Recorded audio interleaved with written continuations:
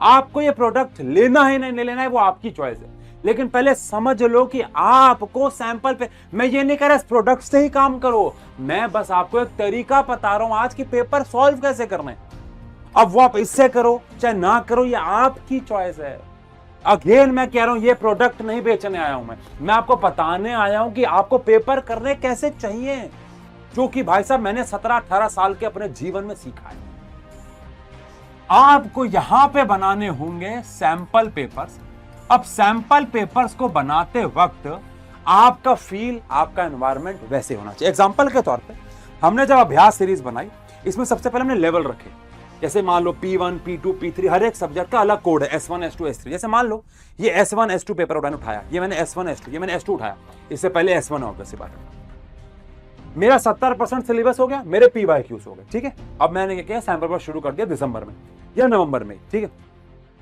मैंने बोला कि मैं आज इस पेपर को 3 घंटे का टाइम मिलता है ना, अपने आपको 2.25 घंटे देने, 2.5 घंटे देने, 2.25 घंटे देने।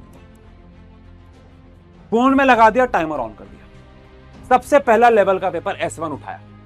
क्या बात है, इसमें तो सॉल्यूशन है नहीं, पूरे बोर्ड की पेपर की फीलिंग है, कलर अलग अलग है ताकि आप कंफ्यूज ना हो, क्योंकि भाई साहब आंसर बुकलेट तो अलग है।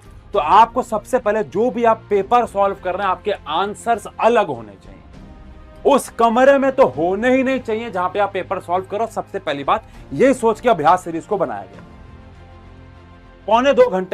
3 घंटे का टाइमर लगाना है, ऑन करना है, एक ऐसे वाली शीट लेनी है, ये पेपर सामने रखना है। मैं तो कह रहा हूं कार्डबोर्ड भी ले लेना, और मैं तो कह रहा हूं यूनिफॉर्म भी पहन लेना, मजा आ जाएगा। आप सच बता रहा हूं, 2 दोस्त बैठ के काम करोगे कमरे में और मजा आएगा। 2 दोस्त अभ्यास सीरीज के काम कर रहे हो, मजा आएगा, ठीक है। करना शुरू किया। इसके बाद पेपर दे दिया, मम्मी से चेक करा लिया, ये बुकलेट मम्मी को पकड़ा दी, उस कमरे में नहीं होनी चाहिए, पापा को पकड़ा दी, दोस्त को पकड़ा दी। पेपर हुआ, उसके बाद चेक किया। चेक करने के बाद है परफॉर्मेंस ट्रैकर, ये रिवीजन बुकलेट क्या बता रहा हूं, यही तो हीरा है। परफॉर्मेंस ट्रैकर, अपने परफॉर्मेंस को ट्रैक किया कि मैंने P1 में कितने मार्क्स स्कोर किए। इसमें परफॉर्मेंस ट्रैकर है, मैं ओवरले लगा दूंगा अभी। आपने P1 में कितने मार्क्स स्कोर किए, अगले हफ्ते जब P2 किया तो कितने मार्क्स स्कोर किए, अगले हफ्ते P3